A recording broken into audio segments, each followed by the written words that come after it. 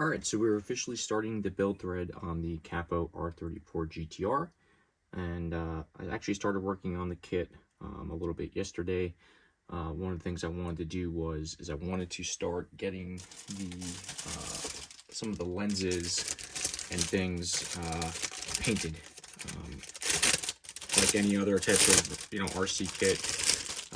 There's things that need to be painted and detailed, and for this particular kit, we've got the taillight lenses, third brake light that goes in the trunk, our reverse lights, some door lights, and some of the other lights and lenses and things that needed to be properly detailed in order to assemble the kit. So I started on that yesterday. I used a combination of Sharpie markers, which always work really well on the lenses, as well as some of the Tamiya clear paints.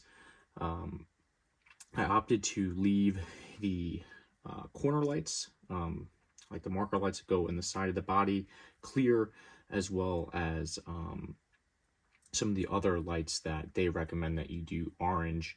I want the car to kind of have like a specific model look. I don't know if it was like a nurse spec or which variant of the actual GTR. I'm not super familiar with my R34s, but I wanted to leave like the marker lights and the headlight assemblies and the fender lights and the bumper lights. I wanted to leave them like that clear look that you often see on the full-size cars.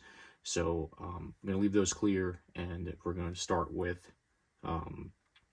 getting some of these lights into the body. So actually the very first step, you can see up on the screen here, which I will say the one thing I don't particularly care for, is that the instructions for the kit are digital. They gave you like a thumb drive. Actually couldn't get the thumb drive to work, so I actually ended up emailing my sales rep, and they were able to supply me with like a Google Drive document for the kit. And it's actually a video, and it is very detailed. It explains each part. It's like the actual CAD like breakdown of the body and the chassis, and it'll show you where each piece goes. It'll show you, if you have to paint a particular part. It'll also tell you the hardware size and things like that for it.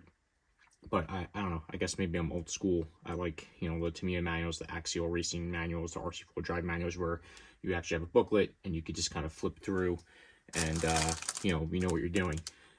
And with this particular kit, the reason why I don't really like this is I'm probably going to have to jump around a little bit as I start the assembly, because some things need to be painted and the weather is just starting to break here. So I might assemble some things and then skip to another part and go from there as I have time to paint things and whatnot.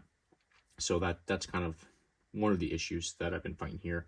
The other thing is like any kit, if something has to be glued, that's obviously going to take some time. I also did purchase the light kit to go with it, and the very first set of lights that go into the fenders of the car here do get illuminated. And those particular parts actually have to, that lens has to go in and, be glued in and dried. And this way I could put the LED bulb in there. So yeah, so this is going to be, I said it from the very start when I did the unboxing video that this kit was going to be a kit that is not something you're just going to, toss together as simple as your, basic axial kit or, RC4 drive kit.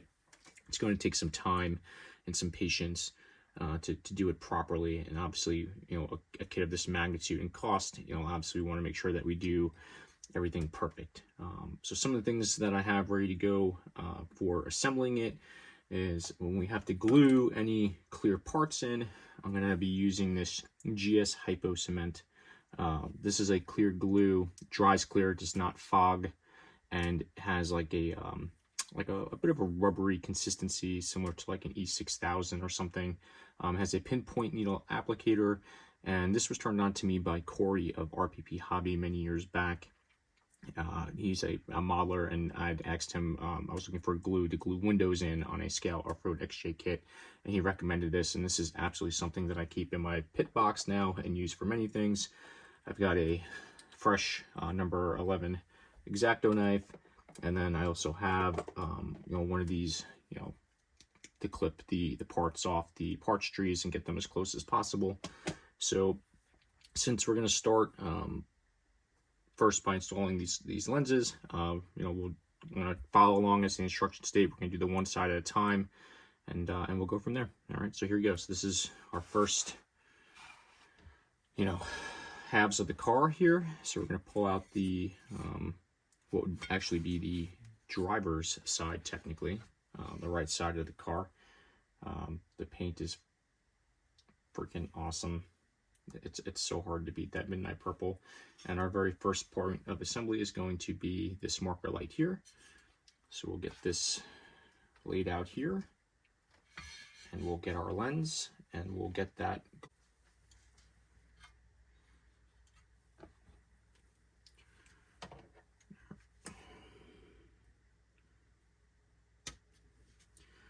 These clippers work great. They usually get you very close to where you need to be for trimming it off the parts tree. And then if you need just a little bit more, you can either use like a jeweler's file, or just you know, carefully drag the X-Acto blade knife across it just to get it, you know, smoothed out how you need it. Now, one thing I will say is that these particular lights, they do have like an embossed section where like it's thicker down here than it is up top here. So that's definitely something you need to you know, pay attention to as you know, start assembling it. So before we even get any glue or anything going, we're going to take a look at the body here. We're going to see which way this has to go, and it's going to be, it appears that it's going to be that the fatter portion of the light is going to sit at the bottom here. So we're going to get that pressed in, and we'll see how that looks. We'll make sure it fits in there good. And then they actually just recommend a little bit of glue just to hold that in place. So that looks pretty good. So now we'll get our watch crystal cement here. And we'll just do a little bit of glue to make sure that that light doesn't end up falling out on us at any point. So as you can see, it's got this needle point applicator. So we're just gonna do a little bit of glue here where the plastic pins come through the body here, and we'll get that glued into place. Now, like I said, this particular light is going to get an LED, and they kind of want you, when you're watching this video for the assembly of it, they want you to pop that in now. But obviously, you know, with some wet glue and things like that, you know, sticking the LED light in there right now is probably not the best of things to do. So for the time being, we're going to let that dry up. And what I think I'm going to do is we'll grab the other side of the body, we'll pop that light lens in, get that glued up, and we'll, you know, continue moving on with the kit to see what else we can assemble. Like I said, it's, you know, I don't think we're going to be able to follow it to the T of the video here. So this is our light kit too. Let's just take a look at this. This is pretty complicated here. We have got a whole lot of stuff going on here. Let's see. Let's see what we got here. That looks like part of the tail light assembly. We got our instrument panel light here. So I'll probably end up trying to unplug some of these things. And I'm also going to use like a fabric electrical tape on the harness then of it to you know, keep the wiring hidden as best as possible. But if I'm not mistaken, I believe one of these ones here is actually going to be that marker light that goes in the body there. So yeah, we'll figure that out then as we go. Like I said, this is going to be definitely one of those things that's pretty intricate. At least with this, they give you an actual instructional panel, sheet here to show you everything. So even like inside the door panels, you have the lights that illuminate in there as well. Like I said, these were the indicator lights that are going to go in the fenders of the body into those little marker lights there. So we're going to, once the glue dries on that, then we could actually, pop those in and all that stuff. So they show you all that done. So yeah, pretty intricate light system for this particular kit. Probably one of the more advanced ones that I've dealt with in the years that I've been assembling things. So we'll get that going then. But in the meantime, let's grab the other half of the body. We'll get that other lens glued in, and again, you gotta pay attention to the orientation of the lens. So the thicker part of the lens is going to sit at the bottom side here. I'm going to push that in.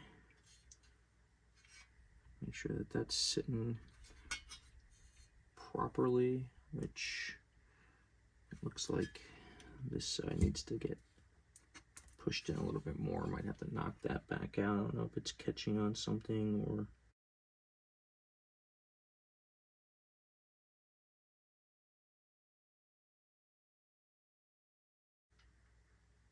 Alright, yeah, that seems to be, that would appear to be better now. Right, get our glue.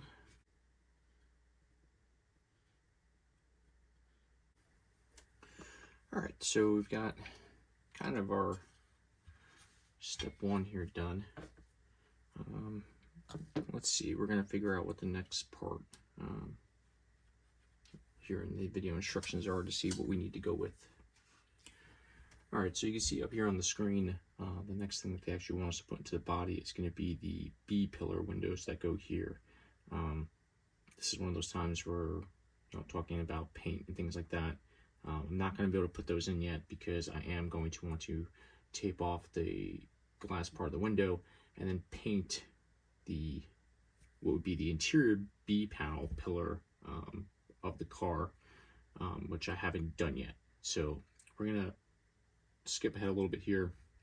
I'm going to see if I can maybe put another part of the assembly together while leaving that out for the time being, and this way then we can get that painted and install that properly at another point. Alright, so we skipped ahead a little bit just to see what else we could work on here, and our next part that we could do is install the actual gas door for the car, which is pretty awesome.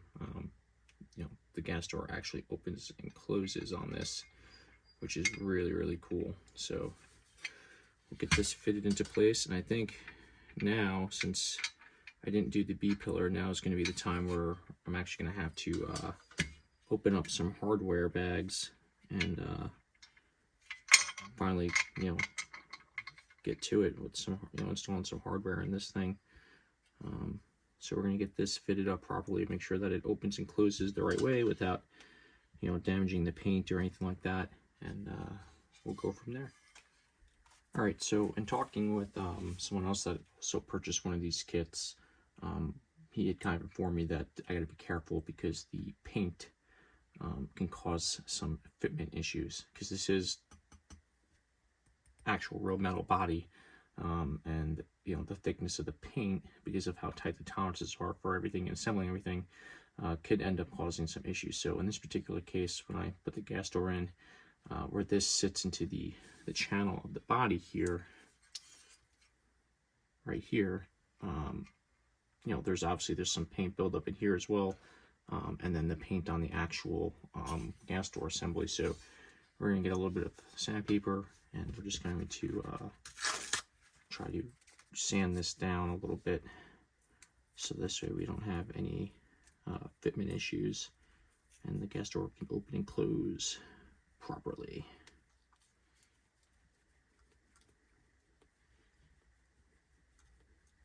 We'll say the paint is pretty thick on this here.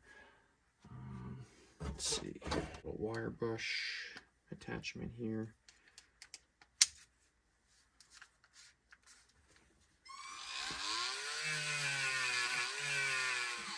So we got the paint cleaned up on the gas door. And then we're going to get the paint cleaned up inside the body here.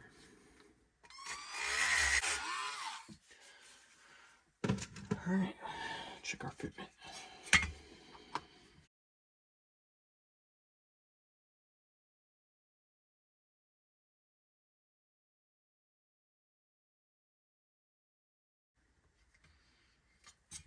All right, so that's definitely better now. Now the door actually is sitting on the car the way it's supposed to.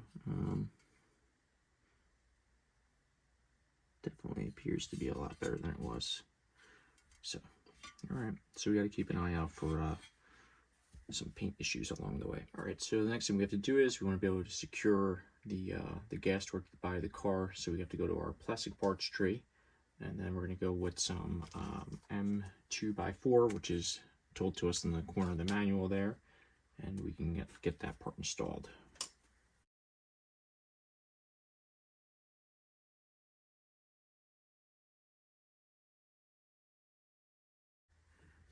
Just gonna be this little guy right here. This particular part is we want to check the orientation of how it sits on there.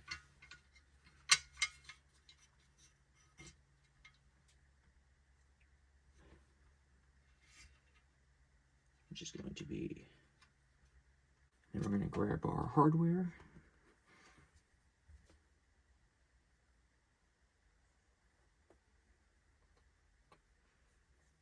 It's on the other side here.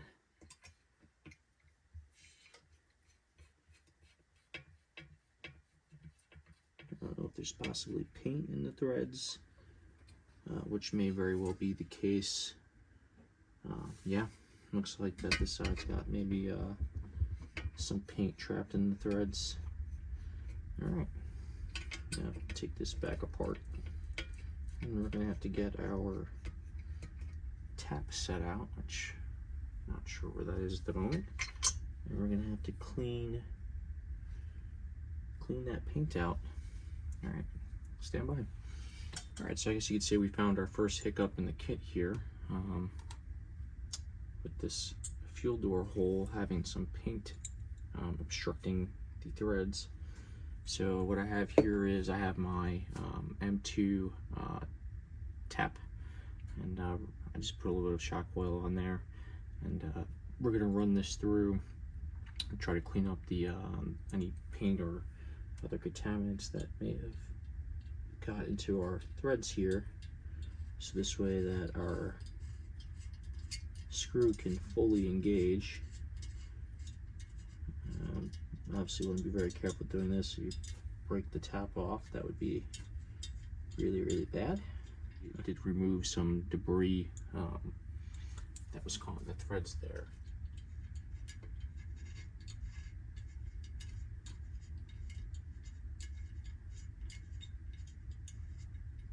And I think we're going to be good to go now. Let's try to reinstall that gas door. Alright. Check our orientation for the bracket. That's the way it needs to be. We have our screw here, except I got to put it back in the magnetic tray. Let's see if we have better results now. Oh yeah, that's much better. Alright, grab the other side.